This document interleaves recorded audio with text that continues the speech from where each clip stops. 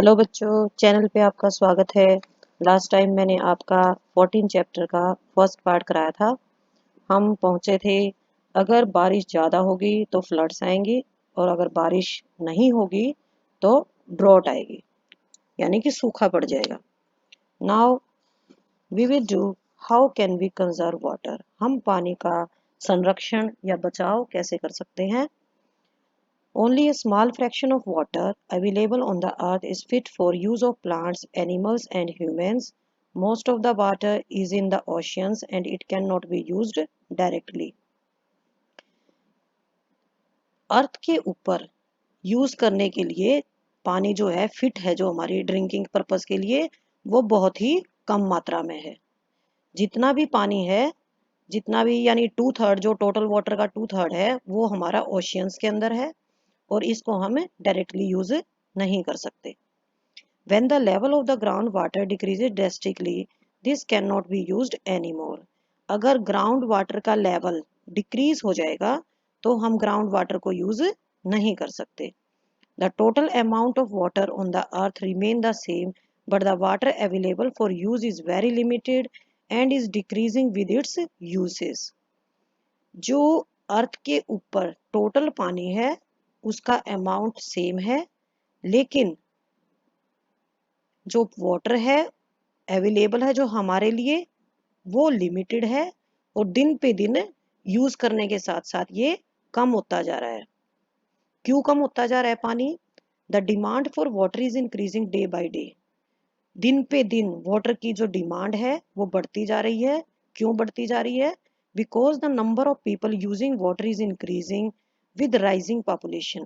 हमारे देश की जो पॉपुलेशन है वो बढ़ रही है, इसलिए वाटर की डिमांड भी बढ़ रही है। In many cities long queues for collection of water are a common sight. कई शहरों में आप देख सकते हैं कि लंबी लंबी लाइनें लगी होती हैं पानी को लेने के लिए। आप फिगर में देख सकते हैं एक क्यू फॉर कलेक्टिंग वाटर, कैसे लंबी लाइन लगी हुई है बर्तनों की पानी भरने के लिए। More and more water is being used for producing food and by the industries. जब पॉपुलेशन बढ़ेगी तो ज्यादा से ज्यादा हमारा पानी लगेगा फूड प्रोड्यूस करने में, क्रॉप्स में और इंडस्ट्रीज में।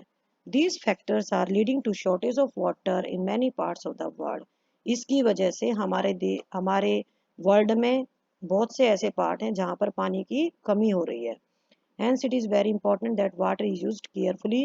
We should take care not to waste water. इसलिए बहुत जरूरी है कि वाटर को हमें बहुत ही केयरफुली यूज करें और पानी को बिल्कुल भी वेस्ट ना करें।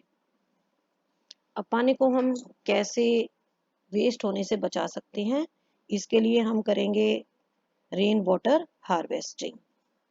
One way of increasing the availability of water is to collect rainwater and store it for later use. Collecting rainwater in this way is called rainwater harvesting. The idea behind rainwater harvesting is catch water where it falls. हम पानी की availability को कैसे बढ़ा सकते हैं? अगर rain water को हम कलेक्ट करें और इसको हम स्टोर करें। रेन वाटर को कलेक्ट करने का जो ये तरीका है, इसको हम बोलते हैं रेन वाटर हार्वेस्टिंग। और इसके पीछे जो हमारा आइडिया काम करता है वो है कि catch water where it falls. पानी जहां भी गिरे उसे कैच कर लो, उसको स्टोर कर लो। What happened to the rainwater that fall in places that are mostly covered with concrete roads and buildings? It flows into drains. क्या होता है रेन वाटर का जो ऐसे स्थानों पर होती है बारिश जैसे, जहाँ पे कंक्रीट रोड्स हैं और बिल्डिंग्स बनी हुई हैं, तो पानी कहाँ जाएगा? पानी नालों में, ड्रेन्स में चला जाएगा। From there water goes to rivers और लेक्स। नालों से पानी रिवर और लेक में चला जाएगा। So a lot of effort will be required to get this water back into our homes as water did not seep into the ground. ये जो पानी है नालों से नदियों में या झीलों में चला जाएगा, तो हमें बहुत कोशिश करनी है कि इस वाटर को हमने वापस लेके आना है। और क्योंकि ये वाटर जो है ये ग्राउंड के अंदर सिप नहीं करना, तो हमें इस वाटर को बचाना है। Here are two techniques of rain water harvesting. हमारे पास रेन वाटर हार्वेस्टिंग की दो टेक्निक्स हैं। First, roof top rain water harvesting. आप फिगर देख सकते हैं, roof top rain water harvesting, छत के ऊपर पानी गिर रहा है और ये पाइपों के द्वारा टैंक में इकट्ठा हो रहा है। In this system the rain water is collecting from the roof top to a storage tank through pipes. Pipes के द्वारा छत से पानी स्टोरेज टैंक में इकट्ठा हो रहा है। This water may contain soil from the roof and need filtering before it used। लेकिन ये पानी साफ नहीं होता क्योंकि छत पे जैसे गंदगी होती है, सोयल होती है, तो वो भी इसमें मिल जाती है जब ये पानी टैंक के अंदर इकट्ठा होता है। Instead of collecting rain water in the tank, इसलिए हम टैंक के अंदर रेन वाटर कलेक्ट ना करें। The pipe can go directly into a pit. जो पाइप्स हैं वे डायरेक्टली एक पिट में चली जाएंगी। पिट होता है एक गहरा गड्ढा जो कि ग्राउंड में बनाया जाएगा। This then seeps into the soil. फिर ये पानी पिट से ये सॉइल के अंदर चला जाएगा, सिप हो जाएगा ये, and it will refill the ground water. इससे जो ग्राउंड वाटर है वो रिफिल हो जाएगा। Second, another option is to allow water to go into the ground directly from the roadside drains that collect water। हमने अभी अभी पढ़ा बारिश का जो पानी है, जहाँ पर बिल्डिंग्स हैं, कंक्रीट रोड्स हैं, कंक्रीले रोड्स हैं, तो वहाँ पर पानी का एब्जॉर्प्शन नहीं होता ग्राउंड के अंदर। तो वहाँ क्या करेंगे, जो रोड साइड ड्रेन्स बने हुए हैं, नाले बने हुए हैं, उनको हमें डायरेक्टली ग्राउंड के अंदर कनेक्ट कर देंगे। इससे हमारा जो अंडरग्राउंड वाटर है, वाटर टेबल है, उसका लेवल हाई हो जाएगा और हमारा पानी वहाँ पर स्टोर हो जाएगा और पानी की बचत होगी। चैप्टर कंप्लीट हो चुका है। अब मैं आपको इसकी एनसीईआरटी सॉल्यूशंस कराऊंगी। Fill up the blanks in the following. The process of changing of water into its vapor is called evaporation. B. The process of changing water vapor into water is called condensation. Evaporation और condensation आपस में ये opposite processes होते हैं। इनको हम पीछे chapters में भी पढ़ चुके हैं। No rainfall for a year or more may lead to drought। सूखा पड़ जाएगा उस रीजन में। Fourth, D, excessive rain may cause floods। अब हम बताएंगे कि जो सेकंड क्वेश्चन है इसके अंदर भी ये प्रोसेस क्या है, वेदर इट इज कंडेंसेशन और it is evaporation. Vapours, evaporation में वाटर से वेपर बनेंगे और कंडेंसेशन में वाटर वेपर्स कंडेंस होके वाटर ड्रॉप्स बन जाएंगे। A, water drops appear on the outer surface of a glass containing cold water, condensation. B, steam rising from wet clothes while they are ironed, evaporation। कपड़े सूखते हैं तो उसमें से जैसे स्टीम निकलती है कपड़ों में से, तो ये इवेपोरेशन प्रोसेस है क्योंकि इसका जो पानी है वो इवेपोरेट हो रहा है, वेपर्स में चेंज हो रहा है। सी, for appearing on a fog appearing on a cold winter morning, it is condensation। D, blackboard rise up after wiping it, evaporation। E, steam rising from a hot girdle when water is sprinkled on it, evaporation। True और false बताएंगे third question में। Water vapour is present in air only during the monsoon, false. Water vapour तो हर season में होते हैं लेकिन इनकी जो क्वांटिटी है सिर्फ वो डिफर करती है।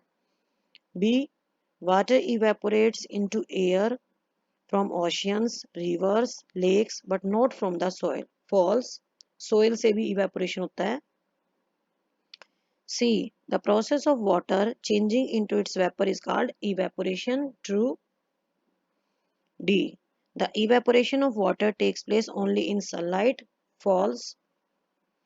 water vapor condenses to form tiny droplets of water in the upper layers of the air where it is cooler, true।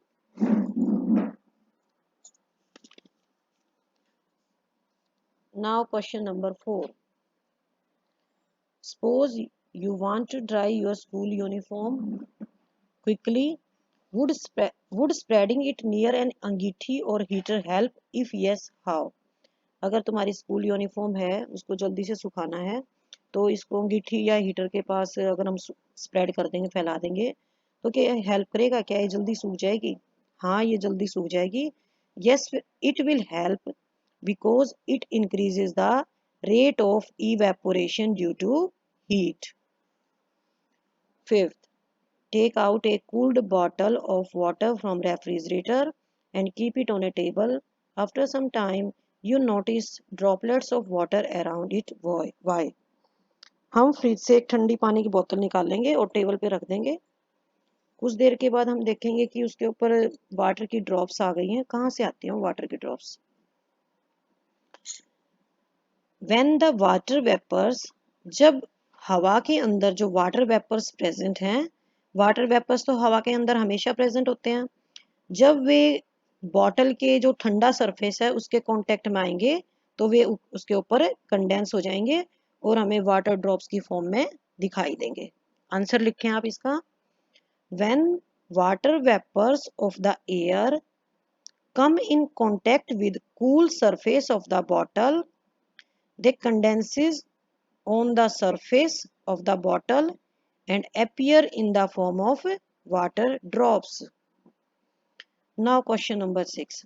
To clean their spectacles, people often breathe out on glasses to make them wet. Explain why the glasses become wet. अपने चश्मों को साफ करने के लिए लोग उनके ऊपर सांस छोड़ते हैं ग्लासेस के ऊपर ताकि वे गीले हो जाएं।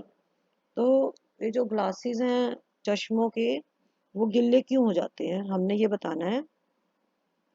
जो हमारे मुंह से हवा आती है वो गर्म होती है, लेकिन वो जो ग्लास के सरफेस पे आती है तो वो कूल हो जाती है, ठंडी हो जाती है। कंडेंसेशन प्रोसेस काम करता है इसके अंदर और ग्लास वेट हो जाते हैं। आप इसका आंसर लिखेंगे। Air coming from our mouth cools down on the surface of the glass, hence glass becomes wet. Now question number 7. How are clouds formed? Clouds कैसे बनते हैं? ये बहुत ही इंपॉर्टेंट क्वेश्चन है, कई बार पूछा जाता है क्वेश्चन। जब वाटर वेपर्स जो एयर के अंदर प्रेजेंट होते हैं कंडेंस होके ड्रॉपलेट्स बनाते हैं। ये ड्रॉपलेट्स एयर के अंदर फ्लोट करती हैं और हमें ऐसा लगता है, हमें क्लाउड्स लगते हैं, ये क्लाउड्स की तरह अपीयर होते हैं। लिखें आप इसका answer. Water when the water vapours present in the air condenses to form tiny droplets of water, full stop, they remain floating in the air and appears to as clouds.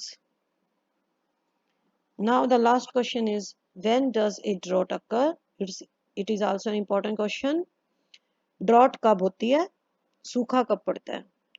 अगर 2 सालों तक या इससे भी ज़्यादा सालों तक रेन ना हो तो सोइल ड्राई हो जाती है, लेक में, झीलों में, पॉन्ड्स में पानी सूख जाता है, ये पानी बिल्कुल सूखे हो जाते हैं, तो ये ड्रॉट कंडीशन होती है। लिखें आप इसका आंसर अब।